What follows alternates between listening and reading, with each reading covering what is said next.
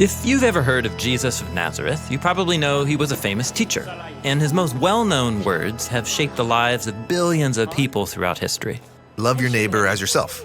Do to others what you would have them do to you. Now, those sayings come from a collection of Jesus' teaching that's sometimes called the Sermon on the Mount. It's only 3 chapters long, but its ideas and images have endured throughout time. You are the salt of the earth. You can't serve both God and money. Take the plank out of your eye before you take the speck out of another's. In the sermon are some really challenging teachings. If anyone strikes you on the cheek, turn and offer him the other cheek. Love your enemy and bless those who persecute you. And there are also some really puzzling teachings. If your hand causes you to sin, cut it off? But the Sermon on the Mount is not a random collection of Jesus' teachings. They've been organized in a beautiful way so that it's easier to remember and meditate on. There are 3 main parts of the sermon, the middle of which has 3 parts, and then each of those middle parts themselves have 3 parts. Wow, the sermon has been carefully designed. Yes, and right at the center of the center is the famous prayer that Jesus taught his followers. Our Father in heaven, may your name be treated as holy. May your kingdom come. May your will be done on earth as it is in heaven. Well, what does that mean for God's kingdom to come on earth?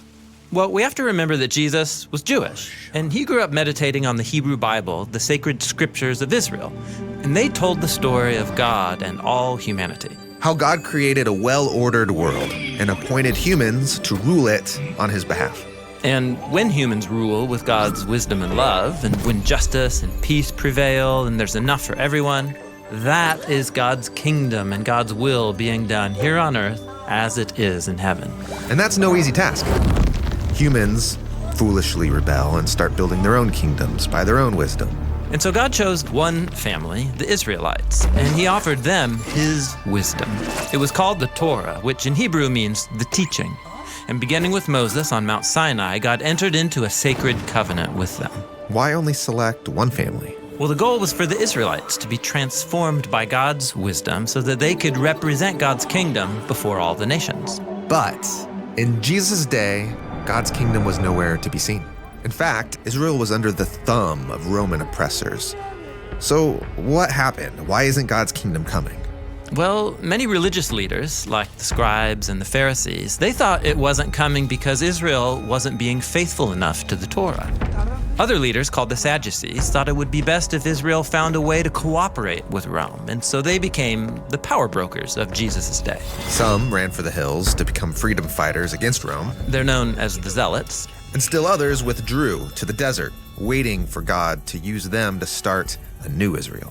But walk around the hill country of Israel, like Jesus did, and you'll mostly find normal people figuring out their lives as best they can. Most were barely hanging on, lots of poor and sick people. Many had lost their land to the Roman occupiers and were struggling to pay the heavy taxes. They were powerless and hopeless. And so Jesus went to these people, healing the sick and announcing that God's kingdom was arriving.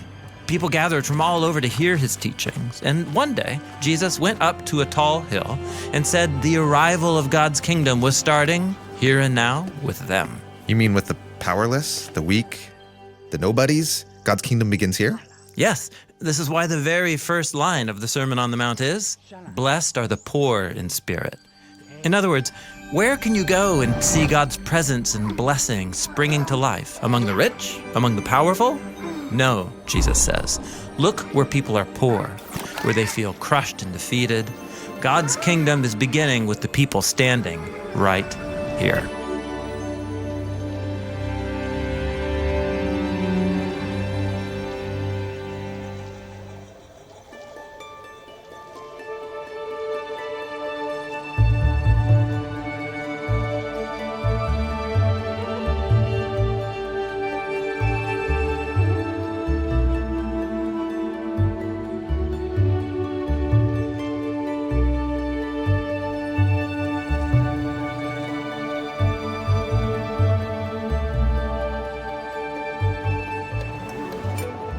The Sermon on the Mount has an intentional design. It begins with Jesus pronouncing several blessings on his listeners. And those blessings are what we're going to look at next.